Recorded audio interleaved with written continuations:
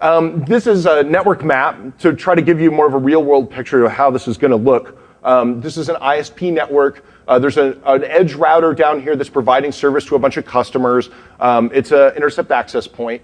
And then there's the service provider management network that hopefully is firewalled off from the rest of the ISP's network. And in it, you've got a bunch of computers, including an SNMP management host and a mediation device that you're using to operate the surveillance system. So this is how things are supposed to work. The mediation device would send this SNMP v3 interception request through the network to the edge router and provision a wiretap. And then a wiretap would flow back across that red link there from the router to the mediation device, which would collect it and send it off to the law enforcement agency. This is an idealistic attack scenario. Some guy out on the internet sends an interception request to that same router, provisions a wiretap, and has the results of that wiretap sent back to his machine, again, out on the internet. So how do we do that? What we're going to need to do is send an unauthorized interception request. It's a single, properly authenticated SNMP v3 packet, which accesses this tap MIB, which, as I told you before, is available online. You need to know the correct username and password for the interface. You also have to know the SNMP v3 engine ID, engine boots, and engine time values.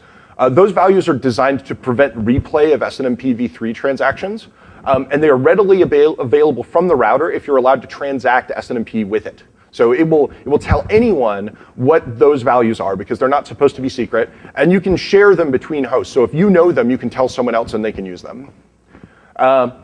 The attacker would also need to be able to, the attacker would need to be able to send a packet the interface will receive. So packet filtering could impact this, but again, it's a single UDP packet, so you could spoof it. And I'm going to talk a little bit about that. And encryption might prove to be an obstacle, but only if they did it right, and they probably didn't. So I'm going to talk about that too. Let's start with the beginning. Let's talk about this correct username and password business.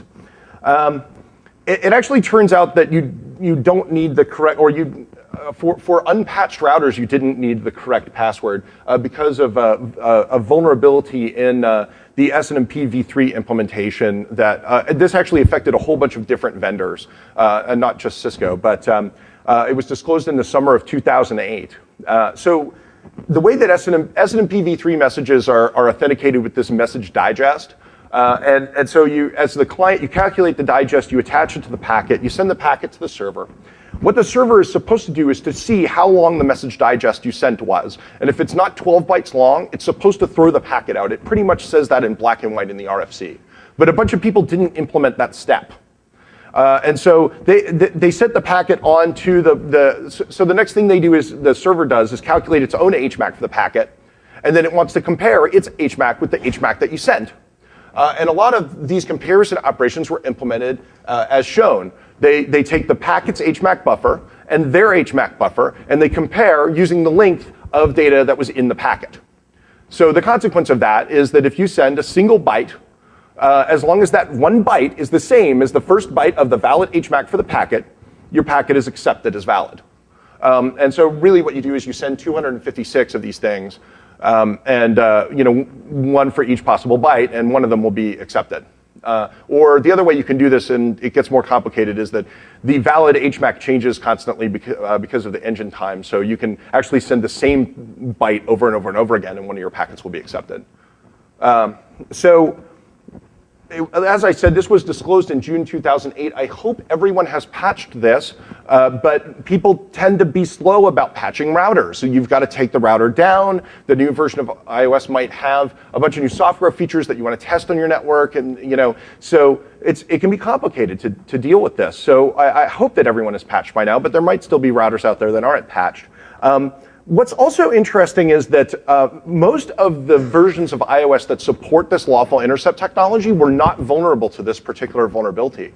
And given that this vulnerability existed in implementations for like 6 years, it's surprising to me. There must have been 2 different SNMP implementations floating around in their code bases, and one of them didn't happen to have this flaw. But I did find a specific version. There may be more, but I did find a specific version in the list of vulnerable versions that happens to also support lawful intercept, and it runs on the Cisco 10,000 series edge routers. These routers are for cable modem companies or DSL companies that are serving like large numbers of customers. These things are out there on the internet, and potentially there's a lot of consumer data that's flowing through them. So let's say you're trying to break into this Lawful Intercept system, and these guys have patched the router. So that vulnerability is not available anymore. You're going to need to actually have the valid username and password in order to get in. You're going to have to brute force them. Turns out SNMP v3 makes that really easy for you, but through a very classic mistake. They have very verbose error messages. If you send a packet to an SNMP v3 interface and you have the wrong username, it will tell you that the username was wrong. If you have the wrong password, it will tell you that the password was wrong. And so it's easy to guess usernames until you get one that's accepted, and then you guess passwords until you get one that was accepted. And that helps break up the amount of entropy that you need to guess without getting any feedback. All kinds of different systems have been implemented this way in the past, and usually this ends up getting disclosed as a vulnerability with a very low CVSS score, and they fix it. But it's actually going to be hard to fix SNMP, and I'm going to talk about that a little bit later. So let's say you've brute forced the username and password. You might be a little bit concerned, because it's going to take you a while to try all those guesses, that you might be noticed doing that, right? All that traffic that you're generating, you would think that might be picked up by the people operating the network. But unfortunately, there really isn't much of an audit trail in place that would alert the network managers to this activity. So I originally thought that this was an implementation flaw. In SNMP v2, if you send a message to, so they didn't have usernames and passwords in SNMP v2, they had community strings, which was sort of like a password. But if you sent an SNMP v2 message to a router that was configured to do traps, and you had a bad community string, it would do this authentication failure trap to the SNMP management server. So the network managers would know that somebody's screwing around. Somebody is sending us messages that are not properly authenticated.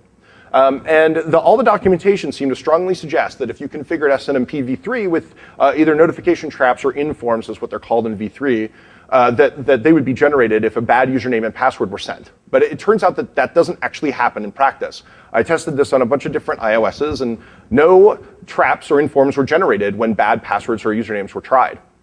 So I told Cisco this, and they spent some time thinking about it, and they decided that the behavior was as designed, and the documentation was wrong. And so they actually have this bulletin in CCO, which you can look up, which explains that the documentation seems to imply that we will generate traps when there's an authentication failure, but in fact we do not, and it's supposed to be that way. So you can try bad usernames and passwords all day long, and no one will probably notice. The other thing is that once you get in, you would think you would be noticed. Once you crack the right username and password and you actually provision a wiretap, you would think there would be an audit trail that would be generated, and they would know that the wiretapping system was being used. It turns out that you can actually turn the logs off.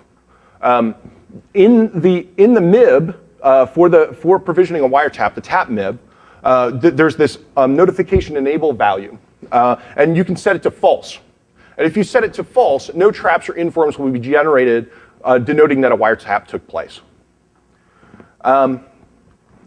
This is also as designed, and to me it's bizarre. Most kinds of systems have audit trails built into them and various levels of authorization. So if you're logged into a Unix shell, you're generating all the syslog activity, and you can't turn that off unless you're root. Right? DHCP servers have audit trails. SMTP servers have audit trails. Every kind of computer system that we have audits the activity that the users are engaged in. But this is different. In this case, the user can turn the logs off. And it seems that a bunch of different lawful intercept technology that is completely unrelated technically has this same architectural feature.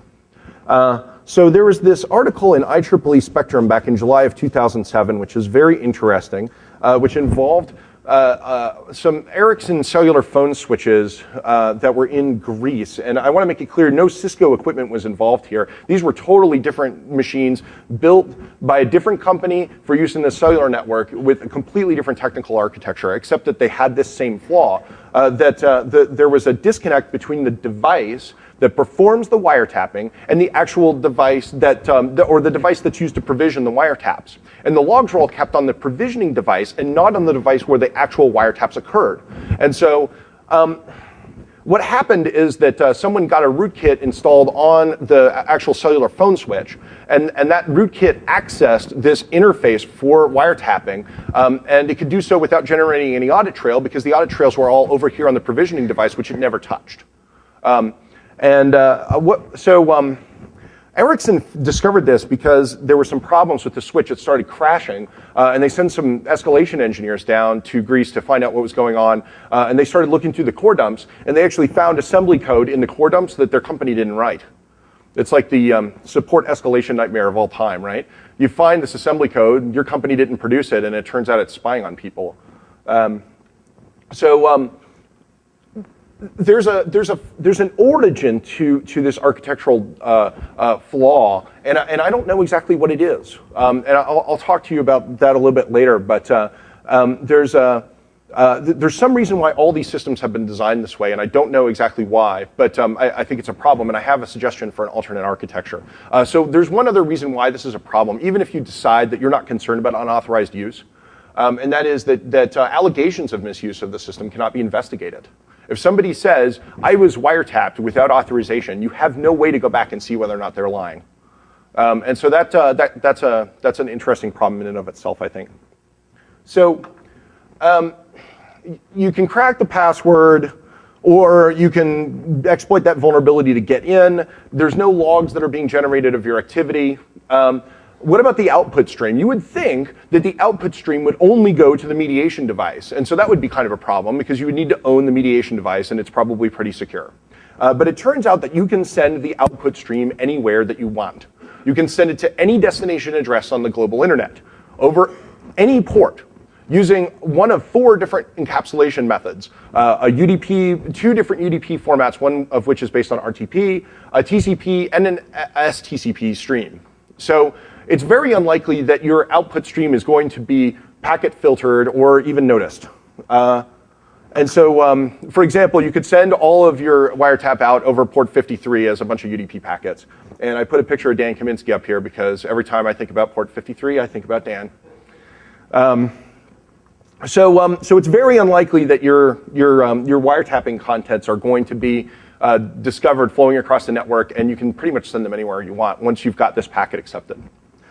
So usually people who are configuring routers will use access lists to protect them. That is the primary security feature of iOS.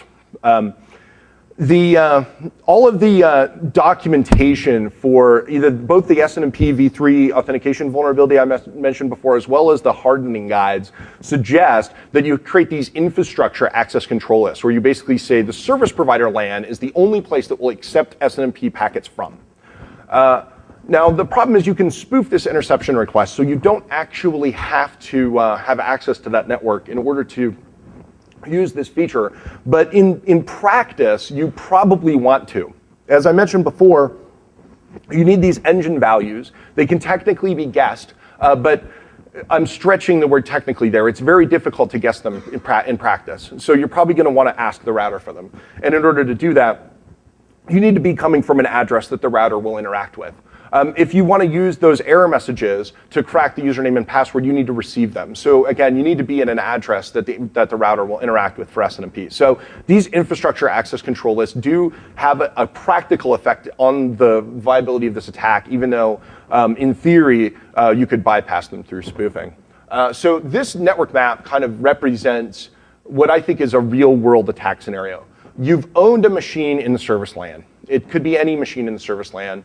And then you send your interception request from that machine to the edge router, and then the edge router sends the wiretap to your computer out on the internet. So immediately you get this reaction, well, you know, people either say, oh, the service LANs are impenetrable, so that's not a problem. Or they say, well, once you're in the service LAN, you pretty much control the ISP anyway, so what difference does it make? There are 2 differences. The first is that there are a lot of people who have legitimate access to the service LAN who are not supposed to be using Lawful Intercept. And so the security architecture here is actually supposed to provide better assurances than this, and it doesn't. So that in and of itself is an issue.